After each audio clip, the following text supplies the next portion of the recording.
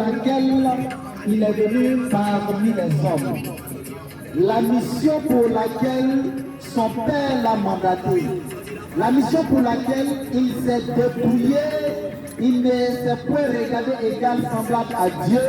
Il est descendu parmi les hommes. Il est devenu un simple homme. Il s'est humilié. La mission pour laquelle il est devenu, quand un homme est devenu semblable au pécheur. La mission pour laquelle il s'est fait semblable à ses frères qui vivaient avec, qui sont comme des personnes qui vivent dans le sang et dans la chair. Lui aussi devait vivre dans le sang et dans la chair, en fait de pouvoir tenter comme eux aussi ont été tentés. Mais lui a été tenté en tout somme qu'il ne succombe à la tentation. La tentation n'est pas un péché, mais succomber à la tentation est un péché. Jésus, ainsi donc, peut sauver, peut délivrer quiconque peut être tenté à la même tentation qu'il a été tenté. Mais je dis, en Luc 4, les versets 14 à 17, Jésus va révéler son plan rédempteur à la création, à l'humanité. Et c'est ce plan-là que nous allons vous déballer ça dans quelques instants par les Saintes Écritures. Écoutons la lecture du message. Luc chapitre 4, à partir du verset 16. Jésus se rendit à Nazareth. Il était parti à Nazareth, où il avait été élevé, et selon sa coutume, il entra dans la synagogue le jour du sabbat. Jésus avait la coutume de rentrer dans la synagogue le jour du sabbat. Il se leva pour faire la lecture. Il s'est levé ce jour-là pour faire la lecture. Et on lui remit le livre du prophète Ésaïe. Et comme par hasard, et que le hasard n'est pas de Dieu, mais comme par le principe divin, parce que le temps, le moment, les instants étaient arrivés pour que le rouleau qui lui était destiné en fait d'accomplir le mystère glorieux caché avant les âges, qui n'avait pas encore été révélé aux fils des hommes, qui n'était pas monté encore au cœur des hommes, et s'il avait su cela, il n'allait pas crucifier le roi de gloire. Ce mystère-là devait être lu devant le peuple à Nazareth. Écoute bien mon frère. Et ce matin-là,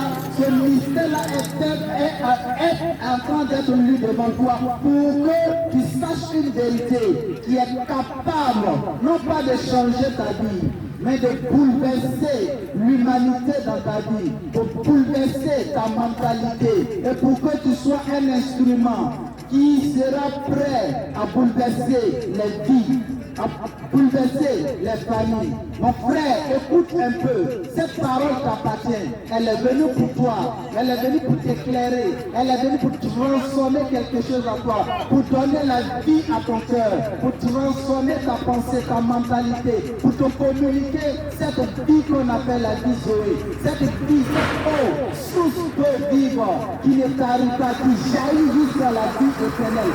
Je te dis, écoute cette parole-là, c'est elle qui a fait quelque chose dans ma vie, et qui me permet de me tenir ici, de parler librement de celui qui était, qui est, qui vient bientôt, le ressuscité des âges.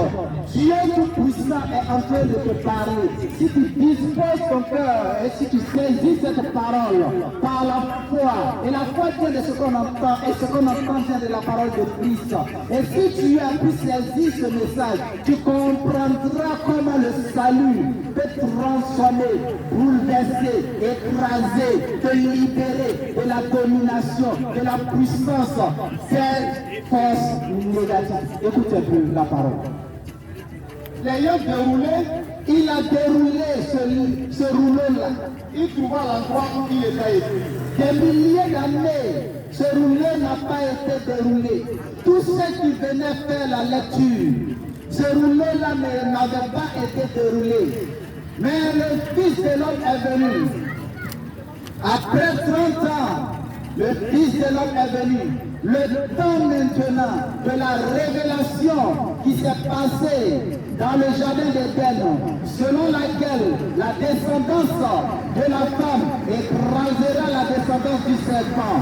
Ce rouleau-là qui était caché a été prophétisé par Ésaïe.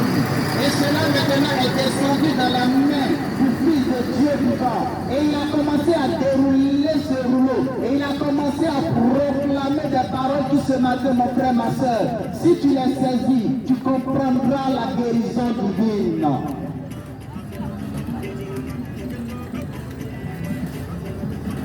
Ayant déroulé, il trouva l'endroit où il était écrit. Il avait trouvé l'endroit. Ça veut dire qu'il y avait beaucoup d'endroits. Il y avait beaucoup de choses qui étaient écrites sur ce roulet. Mais il est parti jusqu'à trouver l'endroit de la prophétie. L'endroit de la prophétie annoncé par le Père depuis le livre de la Genèse, chapitre 3, verset 15. Confirmé par les prophètes depuis Samuel jusqu'à ce qu'on atteigne Malachie. Et Jean-Baptiste, le plus grand homme né de femme, mais plus petit dans le royaume des cieux. Continue. L'Esprit du Seigneur est sur moi. Il a commencé par l'Esprit. Frère, sans l'Esprit, l'action de Dieu ne peut pas se mouvoir sur la terre. Sans l'Esprit, la puissance de Dieu ne peut être opérationnelle dans la vie d'aucun homme. Sans l'Esprit, l'homme ne peut avoir une rencontre, une relation. L'homme ne peut être réconcilié. L'homme ne peut être associé. L'homme ne peut recevoir la vie de Dieu. Car Dieu est esprit et ceux qui doivent adorer Dieu doivent l'adorer en esprit et en vérité. C'est pourquoi à la Genèse, l'Esprit de Dieu se mouvait au-dessus des eaux. C'est pourquoi aussi ce jour-là, le Saint-Esprit a commencé à se mouvoir au-dessus de Jésus et la parole est sortie. Parce qu'il a oué pour annoncer une bonne nouvelle au pauvre. Il a donné l'approbation.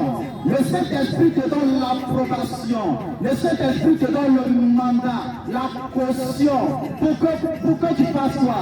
Pour que tu annonces. Jésus était venu annoncer la bonne nouvelle aux pauvres. Je dis, Jésus, il dit heureux ceux qui sont pauvres en esprit. Mon frère, quand tu es chargé dans ta pensée, la parole de Dieu ne peut pas pénétrer.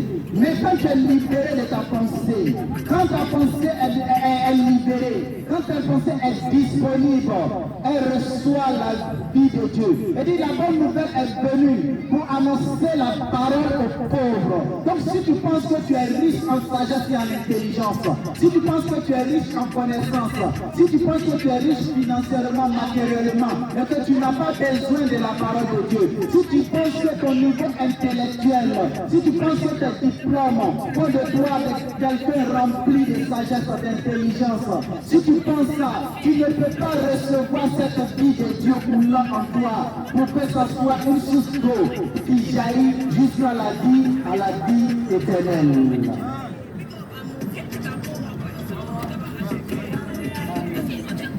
Parce qu'il m'a oué pour annoncer une bonne nouvelle au pauvre, il m'a envoyé pour guérir ceux qui ont le cœur brisé. Jésus est celui qui guérit.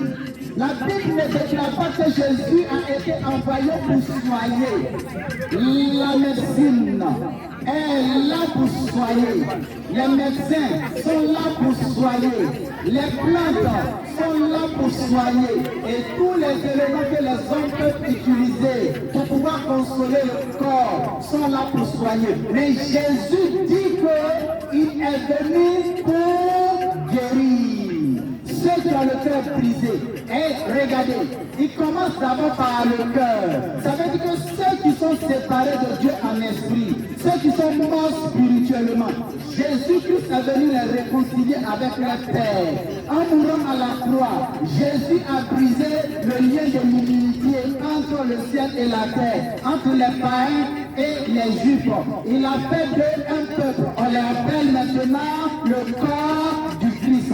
Je te dis, mon frère, Jésus est venu briser le lien, la séparation qui existait entre l'homme et Dieu. Le pôle qui était brisé, Jésus a réconcilié l'homme avec Dieu. Maintenant, quiconque s'approche de Jésus, quiconque s'approche de Dieu par Jésus, celui-là est appelé enfant de Dieu. C'est pourquoi il a commencé par résoudre le problème du cœur brisé. Le cœur dans la Bible fait souvent allusion soit à l'âme, soit à l'esprit. Mais ici, il était question de l'esprit. Parce que la mort spirituelle, il s'agissait de l'esprit de l'homme qui était séparé de l'esprit de Dieu. Donc là, Jésus vient d'abord pour régler le premier problème. Le problème selon lequel il faut que les hommes pécheurs reviennent à la position de sainteté.